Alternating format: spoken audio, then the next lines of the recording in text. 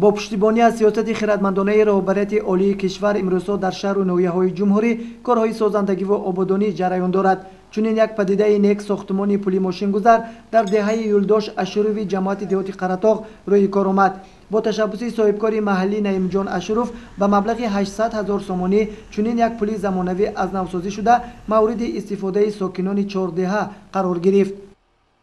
سیاست پیشگرفته جناب عالی را دستگیری نموده من حصه گذاری کرده ایستادم. من همین با راهبری نعیم جان اشورов سهمگزار صاحب کار من همین وترالای جمع کرده امروز من همین کوپری که ماشیnguzar ساخته شده است چند قشلاق میگذارد همینجا مملکتمون تین باشد و آرام باشد و من همین خیلی صاحب کارا بسیار باشد و حصه خداشون به همین خیلی آبادانی گذارند.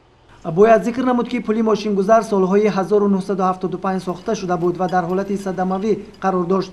هنگامی بلند شدن آب دریا ساکنان دهه با یک مشکلی از آنجا میگذشتند. برای برطرف کردن این معما صاحبکاری محلی نعیم جان اشورov و رئیس جماعت دهاتی قراتاغ سهمگذاری کردند. گفت این صحبت رئیس محله دهه یولدوش اشورov مظفر مصطفی قلوف.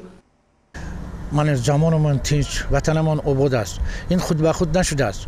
این ما کهنسالان همه خبر داریم که خیلی یک جنگ‌های بی‌امانی شهروندی شده گذشت. این همه تنجی سببگری این تنجی امانی صلح و وحدت پیشوای ملت اساسگزار صلح و وحدت پرزیدنت ما کشورمان امام علی رحمان است. ما منتداری خود را اظهار میکنم به پرزیدنت همه خیلی مملکت آباد کردند تنجی آسایشته تنجی وحدت دادند. به همین مناسبت من صاحبکارا شکرانه صاحبکارا میکنیم که این تنجی امانی شود. من اینا یک مبلغ گذاری کردن یک کوپری که بین همین قشلاق دهه و جماعت به این کوپری یک 4 دهه میگذارد. اهالی 4 دهه که زیاده از 4,000 زیاد اهالی زندگی میکنند. کوپری که ما ساخته شده بود سال 75 حاضر در طلبات حاضر زمان جواب نمیداد. 2 سال پیش تکرشی موندیم تکرشی کردم مستحکم کردم موندیم. حاضر من کوپری در عرفه انجامیابی است. بالاهاش به پلتای منصوری همین فقط کاری منتجی میماند و چیز میماند. ما برای این کارها من برای رئیس جماعت یوسف اختمجان منتداری خود را اظهار میکنم از نام خلق که همه طرفه ما دستگیری کردند. شکرانه میکنیم که ما همین در همین خیلی یک وطن تنجی آسایشتگی به زندگی میکنیم.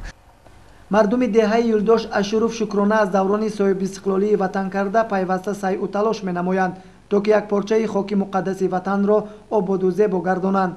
صابر جان سعیدوف، دلمراد شریپوف، شهر ترسونزاده، جهاننما.